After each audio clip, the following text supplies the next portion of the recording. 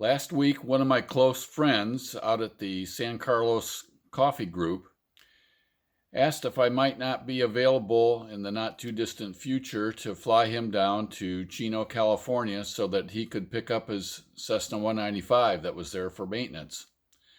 I thought this would be a good opportunity to show you how I flight plan for such a flight and then also upload it into the G3X touch panel. So stay tuned, here we go. So here's the flight planning screen in ForeFlight, and let's just go ahead and in our flight plan. So we want to go from San Carlos to Chino,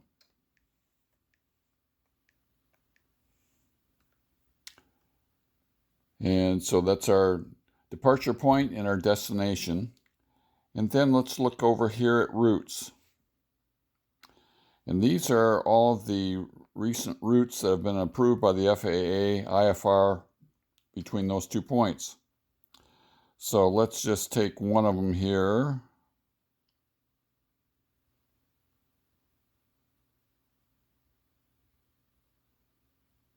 Let's do this one here. And I'm going to select that route. And you notice now the flight plan's been populated with that routing. And we'll go at 13,000 feet. That's fine. And I think we're pretty well set. So there's my flight planning, for this trip coming up to Chino, California. Not too tough, huh? Now notice up here, next to this little star, it's a blank area.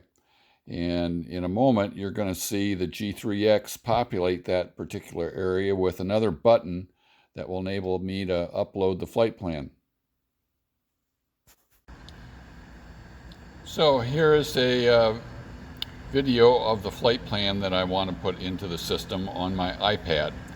And one thing to notice is that up at the top of the flight plan, we're going to add, automatically, an airplane with parentheses on either side is going to be added to this flight plan as another button.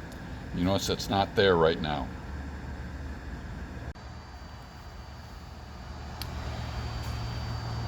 So now if I go to the G3X and press menu twice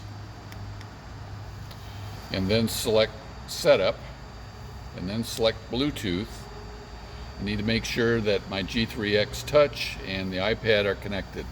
And you can see the iPad is not connected, but now it is. Now, if we go back to the iPad, notice that little airplane that I mentioned a moment ago, right here, is a button that's been added to the top of the iPad. So now when I want to enter the flight plan, I press that button, like so. And you notice I get a little block that comes from the G3X Touch saying, do I want to add this to the G3X Touch, or do I want the G3X Touch to transfer something back to the iPad? Well, I want to add this to the G3X Touch, so I select the button here on the right. And now, notice on the 750, I get a little message light flashing at me. So if I press that, I've got a new flight plan added, and lo and behold, here's the flight plan and a graphical representation of it from San Carlos down to Chino, California. So that's it. I can activate it. There are all the waypoints.